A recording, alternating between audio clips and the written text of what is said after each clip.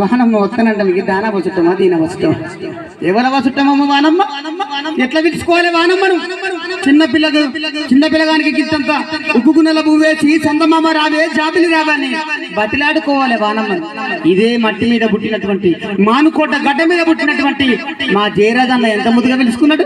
వానమ్మ వానమ్మ వానమ్మ ఒక్కసారన్న వచ్చిపోవే వానమ్మ వానమ్మ వానమ్మ వానమ్మ ఒక్కసారన్న వచ్చిపోవే వానమ్మ.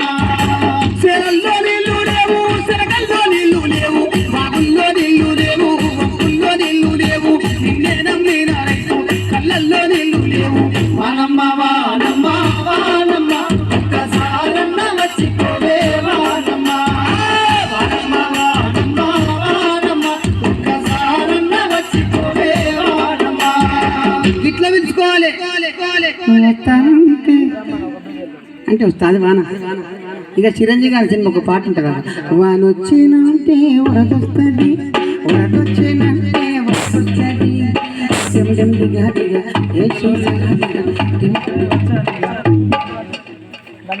వాన వస్తే వరదొస్తుందట, వరదొస్తే వలిపోతుందట.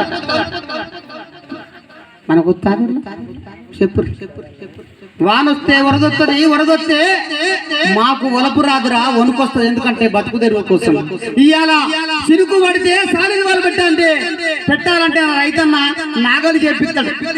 సాలిదలు కట్టాలంటే నా గొడ్డలు బదిలాడుకొని కొడారేసుకొని పోయి చెరికల సాలు పెట్టి దున్నే కథ. వానొస్తే వరదొస్తుందట, వరదొస్తే వలిపోతుందట. మాకు మెతుకొస్తుంది, ఆ మెతుకులో వణుకొస్తుంది, వణుకొస్తే మా బతుకొస్తుంది అని చెప్పి తెలియజేసుకుంటాము. అది కదా కావాల్సింది మనకు,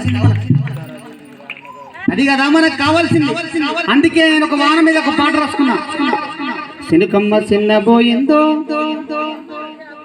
ఒకప్పుడు చూడండి, భర్త భార్యలు ఇద్దరు కలిసి సేనెండిపోతే బోరింగ్ కాడ నీళ్లు కొట్టుకొచ్చి ఆ చెట్లకు ఆ సేనుకు పోసి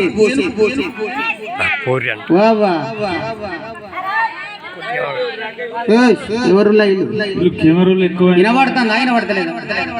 మరి వాళ్ళు చూడొద్దా? వాళ్ళు